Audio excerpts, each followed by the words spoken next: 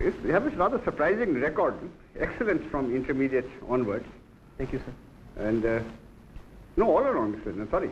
High school, intermediate, BSc. But then after doing physics, chemistry and mathematics, he branched off to management.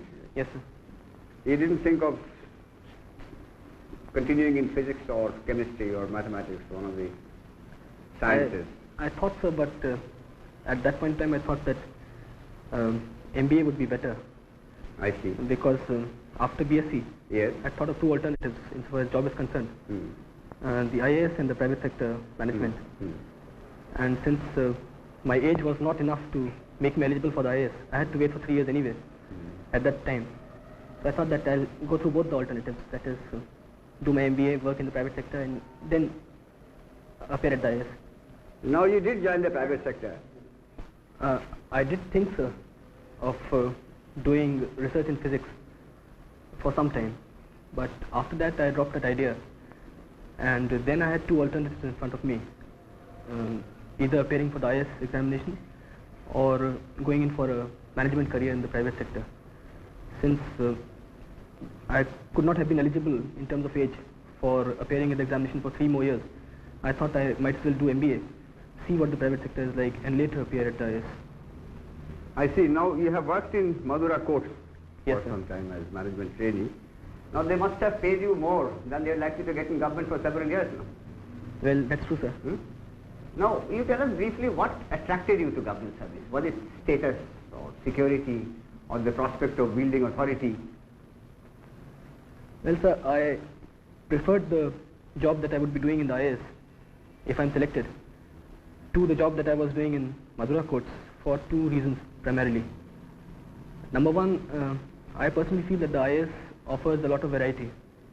That is, your job keeps on changing in a substantial manner from time to time. While in the private sector, I was in the marketing division of Madura courts, and I would have been a marketing man all my life, which might have got a little boring towards the end. I see. And the second and more important reason is that I feel that this job would give me more satisfaction in terms of a sense of achievement than a job in the private sector. Although it's an exciting job there also, but this is more challenging and more satisfying, I see. Now, Mr. Usmani, in our country we have a mixed economy. Yes, sir. Now, would you tell us what you understand by mixed economy? So, mixed economy is one in which, as a matter of policy, both the public and the private sector are allowed to exist side by side, complementing each other. Yes. And what do you understand by Gandhian economics? So, this is a term which has been in use of late quite a lot, but not very well understood, I think. So, I also don't know very much about it, but I can make a guess. I personally feel that Gandhian economics would mean not industrializing on a very large scale, decentralization, small scale industry, lot of emphasis on agriculture and rural industries. Now, there's just one more question I'd like to ask you before I hand you over to a colleague of mine. You are from UP. Yes, sir. Now, do you think UP is too large a state to be administered properly, or should be broken up into 2 or 3 states? So I can't say offhand. UP is a very big state, population-wise as well as area-wise. It wouldn't be my idea actually. I've been reading about it, and a lot of people have been saying that UP should be broken up and it will be administratively much better if UP is broken up into smaller areas. But I don't really have any particular thought of mine on this subject, sir. That's all right. When did you do your management training? So I was in the 74, 76. What was the duration? 2 years, sir. I see. And then you were a management training Madura course. How long? I was in Madura course for 10.5 months. I see. Now, with your background, you should be able to tell us the qualities which go to make a successful executive or a successful administrator. A business magazine very humorously describes a successful executive as one who can delegate all the responsibility, shift all the blame, and appropriate all the credit. But I don't think you agree. I don't agree either. But you tell us from your past experience. A successful executive or a successful administrator should possess basically 2 qualities. Number one, he should be absolutely thorough about the job that he is doing. that is technical expertise. In whatever area he is, he should know more than his subordinates about the job that he's supposed to get done out of them. And secondly, I think he should be very good in human relations. That is, in establishing a good working relationship with his subordinates and his superiors and his peers. These two qualities, I think, are the essential qualities of a successful executive. What about leadership? Leadership, I think, is a specific quality which comes in that human relations aspect. That is a general, there's a general quality which contains a lot of specific factors like leadership, motivation of subordinates, good relations within the office, no acrimony between peers. So all these things, I think, should be covered by the general factor, general quality of human relations, good human relations. Because a district administrator has got to lead the team. He's got to be a good leader. Yes, sir. Okay, thank you. Mr. Usmani, I find that you have offered 2 papers on European history. Yes, sir, the lower and the higher. I see. I would just like to put a question or two on these areas that you have studied. What would have been the consequences of a decision to open the second front not on Normandy beach but in Southeast Europe, in the Balkan area somewhere there? If during the Second World War, you see. If the second front had been opened in the south of Europe, that is in the Balkans, then the Americans and the British armies would have been able to come across all these countries. Mr. Usmani, I'll take you up from one of the answers you gave to my colleague. Yes, ma'am. You said international law started with the Crimean War and came to be respected after the Crimean War. Can you explain that? Prior to the Crimean War, the character of international law was primarily as a law between Christian nations. It was only after the Crimean War that Turkey was included in the family of nations, and being a non-Christian country, the character of international law became really international after that.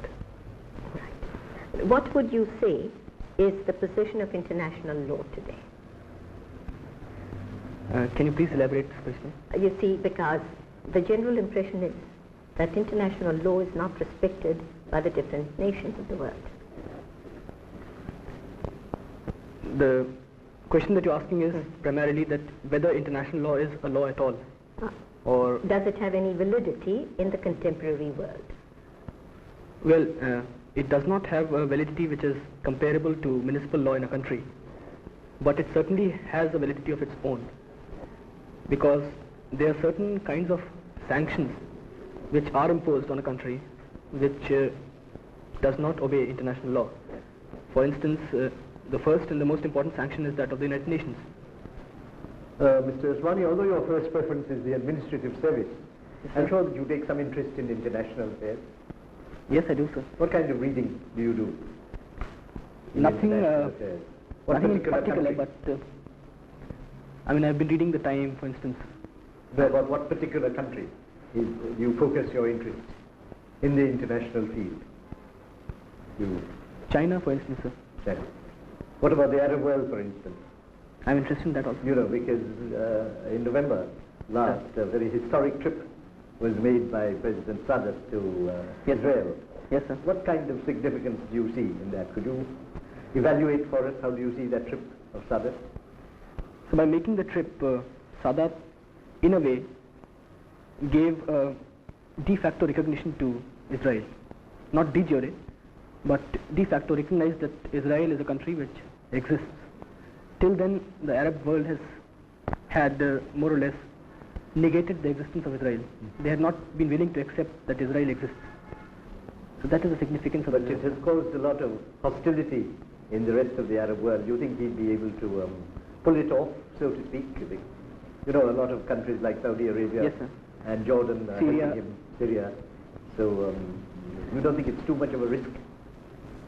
Sir, I think personally that Sadat is looking after the interest of Egypt more than the interest of the Arab world. That is, he is going away from the course that Nasser had laid for Yes. Egypt Yes. as a leader of the Arab world. Yes. And by making this move, he has sort of taken a decision that Egyptian interest should also be taken into account. Javed, I see here that you studied for some time in Government Inter-College Bareilly. Yes, sir. I give you a small situation round about Bareilly. Yes, sir. Now, supposing you are living in a village between river Ramganga and Bareilly, and you have qualified for this interview, Sir. and you have planned to leave early in the morning, 3 o'clock, 3 a.m., to catch the train from Bareilly to reach here for this interview this morning by 10 o'clock.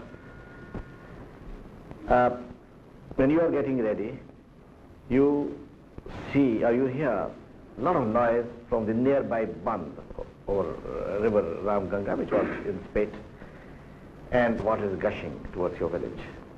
Your quick appreciation is that the village, which consists of kacha houses, population about 1,000, will be washed away. You are the eldest son of the village sarpanch. You have to plan your next plan of action, and I want to see your reaction